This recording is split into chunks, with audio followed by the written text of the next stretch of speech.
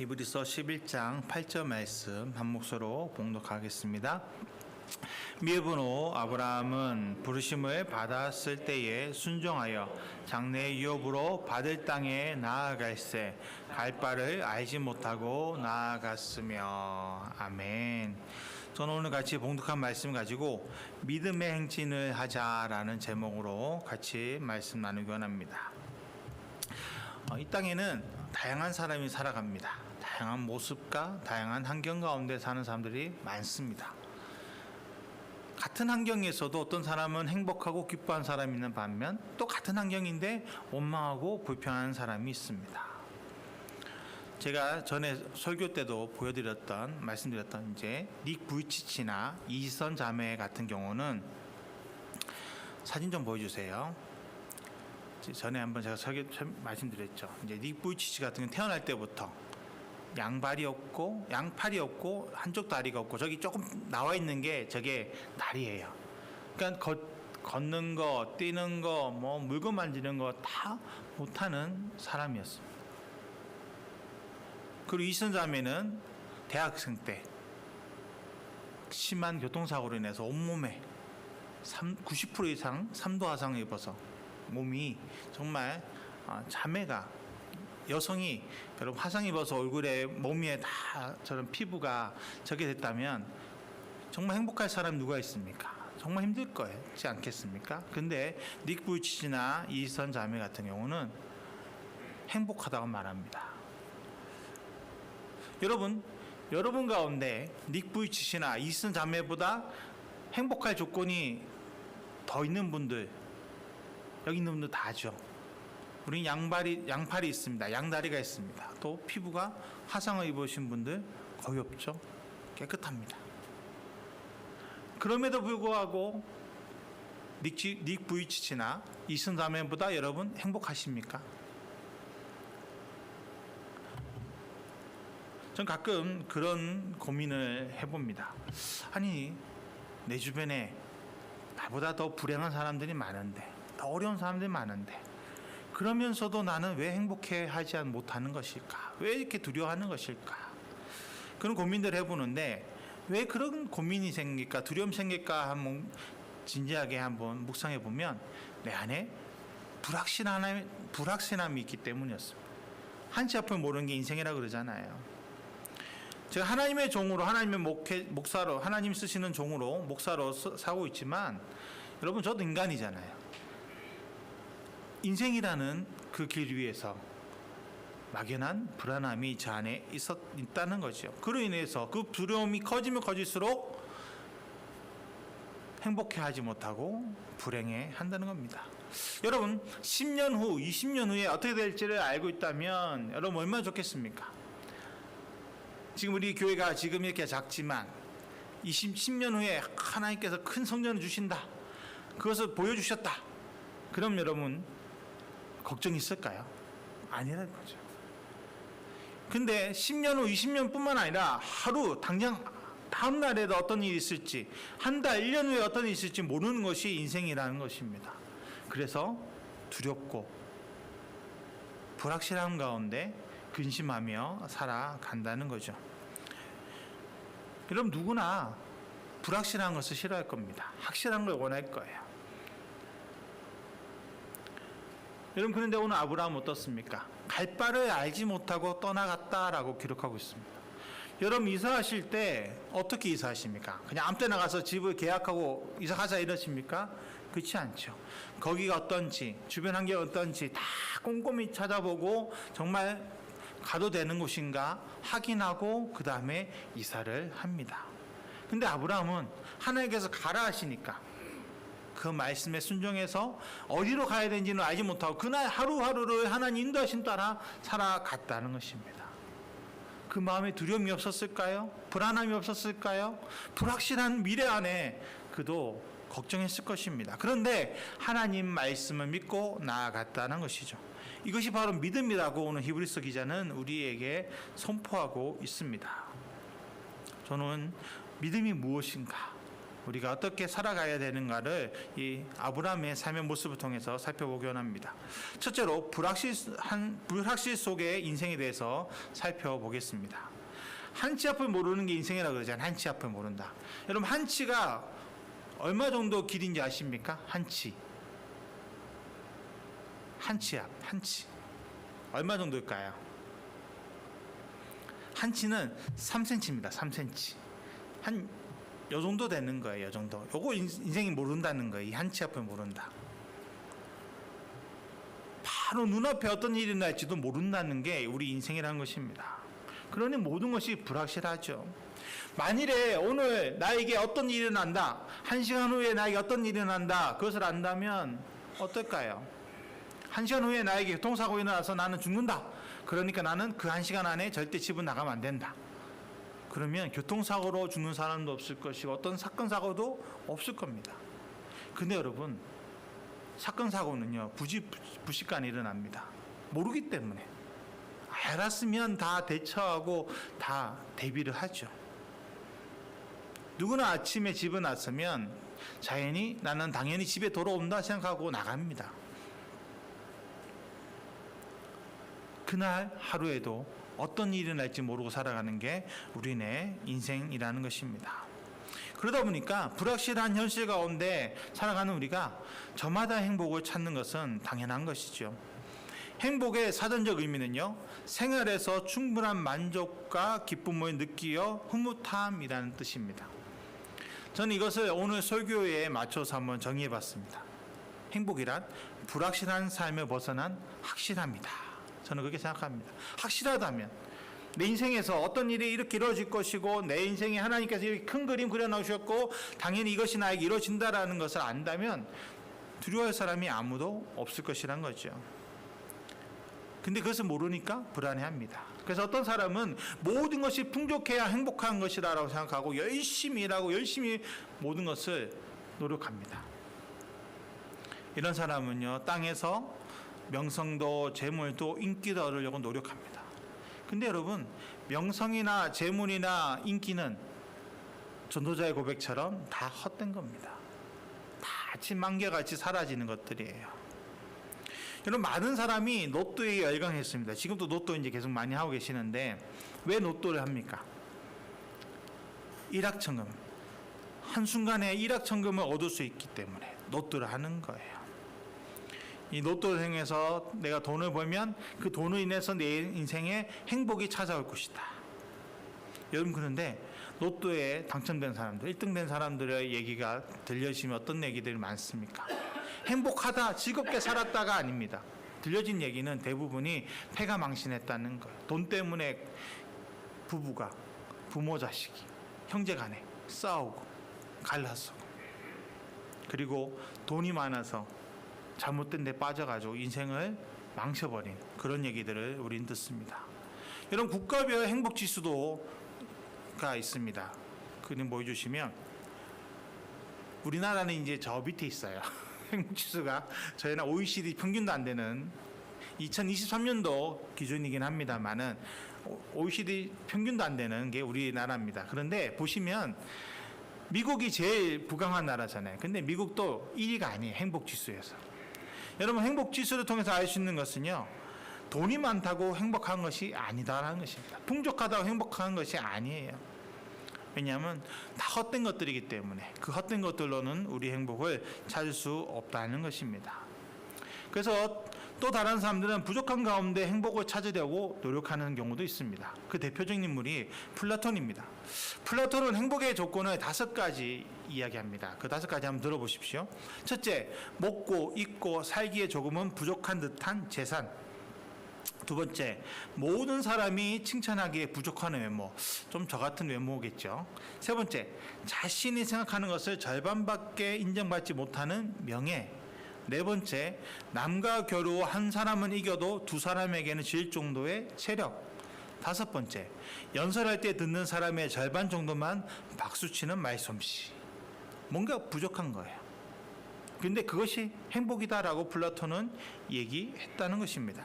여러분, 이것이 행복입니까? 뭔가 부족한 것이? 어떻게 생각하십니까? 마지막으로 행복은 마음먹게 달렸다 하는 사람도 있습니다. 어떻게 보면 세상 사람들이 닉 부이치치나 이슨 자매가 이런 부류에 속했다라고 생각할 수 있습니다. 어려운 환경 가운데서도 긍정적인 거 보면서 좋아질 거야, 괜찮아질 거야, 내가 하면 될 거야 라고 마음먹는, 그렇게 하면 행복이 찾아올 거라고 생각하는, 여러분 그러나 인간이 얼마나 불확신 존재입니까?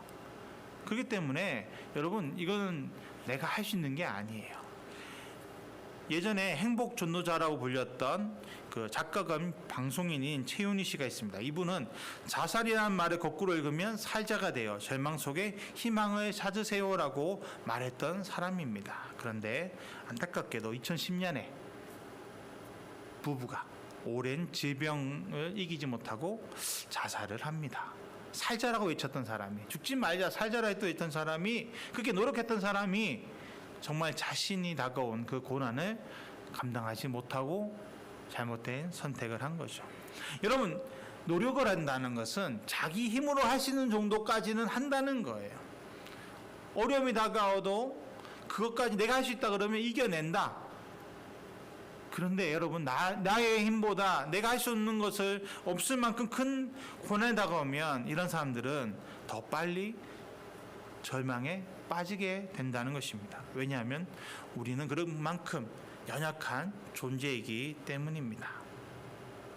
여러분, 우리는 저마다 불확실한 환경 가운데서 행복을 찾고 있습니다. 그러나 인간 자체가 불확실한 존재이기 때문에 여러분, 이런 우리 불확실한 존재가 아무리 찾아도 참 행복을 찾을 수 없습니다. 왜냐하면 우리 주변에는 불확실한 것들이 둘러싸여 있기 때문입니다. 둘째로 하나님의 확실한 약속들에 대해서 이번에는 살펴보겠습니다. 신명기 33장 26절로 27절에 여수는 이여 하나님 같은 이가 없도다. 그가 너를 도우시려고 하늘을 타고 궁창에서 위엄을 나타내시는도다. 영원하신 하나님이 내 초소가 되시니 그의 영원하신 팔이 내 아래에 있도다. 그가 내 앞에서 대적을 쫓으시며 말하라 하시도다라고 모세는 이스라엘 향해 선포하고 있습니다. 이 말씀에서 알 수 있듯이 하나님은 언제나 우리를 도우신다라는 겁니다. 그가 너를 도우시려고 하늘을 타고 궁창에서 위엄을 나타내신다라고 말하고 있는 거죠.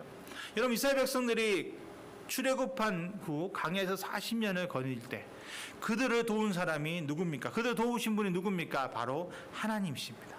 하나님께서 구름 기둥과 불 기둥으로 그들을 인도하시고 만나와 메추라기를 먹이시고 반석에서 물을 내어 주시며 또 의복과 신발이 닳지 않도록 그들을 보호하고 인도하여 주셨습니다. 광야는 불확실한 곳입니다. 정말 한치 앞을 모르는 곳이 광야예요. 어떤 일이 날지, 어떤 독충들이 나타날지 모르는 것이 광야입니다.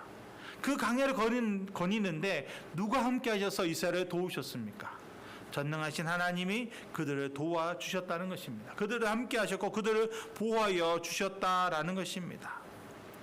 그 약속의 말씀이 이스라엘 백성뿐만 아니라 오늘 나에게도 동일하게 임하고 있습니다. 또 하나님께서는 나를 안으셔서 보호하신다라고 약속하셨습니다.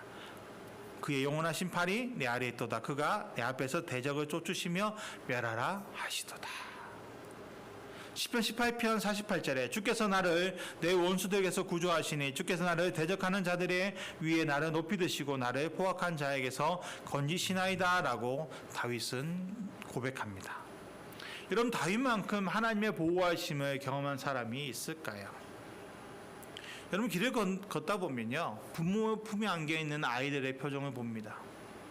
부모에게 안겨있으면서 불안해하는 아이가 있습니까? 없습니다. 부모 품에 안겨 있으면요, 아이는 편안합니다. 왜냐하면 그 부모가 나를 지켜줄 것을 믿기 때문이죠. 여러분, 오늘 하나님은 나를 그 부모의 마음으로 안아주신다는 겁니다. 나를 너무나 사랑하시는 아버지시기 때문에 나를 안으시고 나와 함께 하신다는 겁니다. 세상 부모의 품에 안겨 있어도 두렵지 않은데 전능하신 하나님 아버지 품에 안겨 있으면서 여러분, 우리가 두려움을 느낀다? 그것은 우리가 하나님을 믿지 못하고 있는 거예요. 믿지 못해서 벗어나려고 땡깡 쓰는 겁니다. 내리려고 막 몸부림치는 거예요. 그리고 하나님께서 내 안에 거하신다라고 분명히 약속하셨습니다. 고린도전서 3장 16절에 너희는 너희가 하나님의 성전인 것과 하나님의 성령이 너희 안에 계시는 것을 알지 못하느냐라고 사도 바울은 고백합니다. 나와 함께 하시는 성령님. 혹시 예전이나 뭐 얼마 전이나, 요즘은 잘 없을 거예요. 예전에 저는 중학교 1학년 때 그 성탄절 준비를 하고 밤늦게 교회에서 집으로 걸어가는 중이었습니다. 정말 연습하고 갔으니까 또 한겨울이잖아요. 추웠잖아요. 또 오면서 빨리 집에 가야지 하고 막 가는데, 골목을 들어가는데 저기 좀 한 100m 앞에서 한 고등학생 정도 되는 형 둘이가 걸어오는 거예요. 전 생각이 없었습니다. 만약 그 형들이 깡패인 줄 알았으면 중간에 빠질 수 있는 골목이 있었거든요. 근데 아무 생각 없이 그냥 걸어갔어요. 근데 저 혼자 있었거든요. 아무도 없었어요. 밤이니까, 더 추운 밤인데 누가 나오겠습니까? 그러니까 그 형들 슬슬 오더니 저 앞에 딱 쓰는 거예요. 그래서 왜 쓰나 했어요. 그랬더니 돈 내놔라는 거예요. 돈 내놔. 그 중학생이 무슨 돈이 있었겠습니까? 돈은 없었는데 하필이면 그날 오전에 제가 해수권, 기억나시나요? 옛날에 버스 해수권 종이로 학생들 팔았잖아요. 그거를 한 달치를 제가 사서 가지고 있었거든요. 한 달치니까 몇만 원, 그때가 150원인가 그랬으니까 이게 꽤 한 몇천 원 하는 거, 6천 원인가 7천 정도 하는 이게 묶음이니까 그 내놓으라는 거예요. 지금 같았으면, 이제 제가 지금 어른 같았으면 싸웠겠지만, 중학교 1학년이 고등학생 둘 앞에서 어떻게 하겠습니까? 안 줄 수 없으니까 쭈삣쭈삣 줬어요. 그랬더니 쭈삣쭈삣 주고 막 속에서 막 열불 나는 거예요. 내가 왜 이거를 뺏겨야 되나 막 그러고 있는데, 그 형들은 웃으면서 가려고 하는 그 순간 경찰이 딱 그 순간에 경찰 아저씨가 보이는 거예요. 제가 어떻게 했겠습니까? 경찰한테 쫓아가면 이 형들은 도망갈 테니까, 그때 기질이 발휘했죠. 제가 형들한테 가가지고 주세요. 크게 얘기하지도 않았어요. 그냥 주세요 그랬어요. 그러니까 그 형들도 경찰을 본 거예요. 그러니 어떻게 합니까? 안 줄 수가 없는 거예요. 왜냐하면 제가 계속 따라다니면서 주세요 그러면 때릴 수도 없고, 도망가면 경찰이 쫓아갈 테니까 막 욕하면서 주고 가더라고요. 제가 그래서 그거 돌려받고는 냅다 집으로 달려갔습니다. 다시 안 만나려고. 그리고 나서는 무조건 밤에는 큰 길로만 다녔어요. 사람들이 있는 큰 길로만.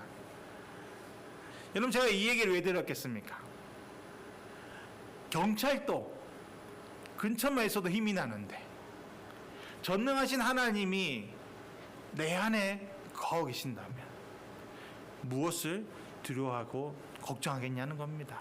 하나님 나와 함께 하셔서 나를 안아주시고 내 안에 거하고 계시는데, 여러분 걱정하지 마십시오. 우리 믿음의 선배들이 또 이 땅에도 복음이 전하기 위해서 얼마나 많은 선교사들의 피가 뿌려졌습니까? 왜 그들이 편안한 나라를 버리고 이 땅에 와서 그런 고난과 어려움을 겪었습니까? 그들 안에 하나님이 거하셨고, 하나님의 말씀이 그들 안에 거했고, 하나님의 약속의 말씀이 그들을 움직였기 때문에 그들은 두려움 없이 하나님께서 원하신 대로 나아갔다라는 것입니다. 아브라함은 갈 바를 알지 못하고 하나님 말씀에 순종했다는 것입니다. 어떤 말씀에 순종했을까요? 내가 너로 큰 민족을 이루고 내게 복을 주어 내 이름을 창대케 하리라. 너는 복이 될지라는 그 약속의 말씀을 아브라함은 붙잡았다는 것입니다. 그리고 불확실한 인생을 하나님과 함께 확실한 인생으로 만들어 갔다라는 것입니다. 여러분, 나는 불확실할 수 있습니다. 환경도 불확실합니다. 그러나 하나님의 말씀은 약속 변함이 없습니다. 확실합니다. 영원 불변합니다. 이사야 40장 8절에 풀은 마르고 꽃은 시드나 우리 하나님의 말씀은 영원히 서리라라고 분명하게 말씀하셨습니다. 그 영원한 말씀, 불변한 말씀, 확실한 말씀을 붙잡고 살아가시기 바랍니다. 실제로 믿음 행진을 위한 방법을 살펴보겠습니다. 불확실한 환경 가운데서도 우리가 확신하며 사는 방법은 단 한 가지뿐입니다. 바로 하나님의 약속의 말씀을 붙잡고 사는 것입니다. 아브라함 다음으로 불확실한 삶을 산 사람이 다윗입니다. 다윗은 사무엘에게 기름 부음 받고 나서부터 고난의 연속이었습니다. 언제 어떻게 누구에게 죽을지 모르는 사선을 넘나들며 살아갔던 것이 다윗이었습니다. 그를 죽이려 했던 원수가 얼마나 많았으면 그가 지은 시편에서 원수라는 단어가 78회나 언급되어 있다고 합니다. 얼마나 그 안에 자기를 향한 적들이 많았으면 하나님 앞에 원수를 죽여주십시오. 원수를 정말 지금 표현을 치면 밟아 부숴주십시오. 망가뜨려 주십시오. 패가 망신하게 해주십시오. 이런 고백들을 다윗이 했다라는 것입니다. 심지어 왕이 되고 나서도 어떻습니까? 왕이 되고 나서도 편안한 날이 거의 없었습니다. 자기의 죄 때문에도 그렇지만 그 아들 압살롬이 왕이 되려고 아버지를 죽이려까지 했으니까요. 그리고 마지막 숨을 거둘 때까지도 왕자끼리 권력 다툼하는 그런 삶이었습니다. 그럼에도 불구하고 다윗의 고백은요, 처음에는 하나님에게 원수에 대해서 원망하고 원수를 멸망시켜 주십시오. 하나님 어디 계십니까? 라고 외쳤지만 다윗의 고백의 결론은 동일합니다. 하나님이 나와 함께 하신다. 하나님 나와 함께 하셔서 나는 승리한다라는 고백합니다. 시편 37편 22절로 24절에 주의 복을 받은 자들은 땅을 차지하고 주의 조조를 받은 자들은 끊어지리로다. 여호와께서 사람의 걸음을 정하시고 그의 길을 기뻐하시나니 그는 넘어지나 아주 엎드러지지 아니함은 여호와께서 그의 손으로 붙드심이로다라고 고백하고 있다는 것입니다. 다윗은 하나님의 약속을 믿었습니다. 그래서 어떤 상황에서도 그는 확신함을 가지고 하나님 나와 함께 하신다고 믿고 그는 담대히 나아갔다는 것이죠. 닉 부치즈도 이지선 자매도 마찬가지입니다. 모든 사람이 볼 때 그들의 인생은 결코 행복할 수 없었을 것입니다. 불행하다 해도 다들 위로할 수밖에 없었을 거예요. 그런데 그들은 그러지 않았습니다. 왜 그렇습니까? 그들은 하나님을 만났기 때문입니다. 하나님을 만나서 그들이 왜 그런 일이 당했는지를 하나님의 음성을 듣고 약속의 말씀을 들었기 때문에 그들은 두려워하거나 놀라지 않았다라는 것입니다. 이 모든 것이 하나님의 뜻이구나. 그래서 이지선 자매가 지금 만일에 수술할 수 있다면 다시 모든 피부를 깨끗이 하고 싶냐라는 질문에 그렇게 말했다는 거예요. 그렇지 않다는 거예요. 지금 너무 행복하다는 거예요. 왜냐하면 이렇게 되고 나서 하나님을 내가 만났기 때문에, 하나님의 뜻을 깨달았기 때문에 나는 행복합니다 라고 고백한다는 것입니다. 여러분, 이처럼 우리가 하나님의 말씀 붙잡으면 우리의 삶에는 행복이 임하게 되어 있습니다. 왜냐하면 하나님의 말씀이 우리 안에 두려움을 쫓아내기 때문에, 불확실함 가운데 떨고 있는 우리의 마음을 하나님이 붙잡아 주시기 때문에 여러분, 우리는 승리하는 삶을 살 수 있습니다. 노말 철학자 세네카가 이런 말을 했습니다. 어떤 항구로 가는지 그 목적지를 모르는 배에게 순풍이란 있을 수 없다. 무슨 말입니까? 목적지가 분명하면 그 목적지를 향해 바람이 불면 순풍이라는 거예요. 근데 목적지 없이 그냥 가면 그 방향으로 가는데도 불구하고 그것이 역풍이 될 수 있다는 겁니다. 이와 같이 하나님께서 우리의 목적지를 향해서 우리를 불어주고 계시는데 우리가 그 약속의 말씀을 믿지 못하면 그것이 역풍이 된다는 거예요. 하나님, 난 일로 가고 싶은데요. 근데 하나님의 목적지가 분명하고 그곳으로 하나님이 불어주신 것을 깨닫게 되면 그것은 사람들이 보기엔 역풍이지만 우리에겐 순풍이 된다라는 것입니다. 어떤 역경 가운데서도 하나님은 절대 우리를 내버려 두지 않으십니다. 우리를 붙잡고 우리와 함께 하십니다. 오히려 여러분, 순풍이 불면 어떻게 됩니까? 배가 빨리 갑니다. 저희가 옛날에 가나 선교사로 있을 때 비행기 타면 이제 한국에서 가나 갈 때, 가나에서 한국 올 때 시간이 다릅니다. 그 왜 다른가 물어봤더니 이 바람의 길이 다르다는 거예요.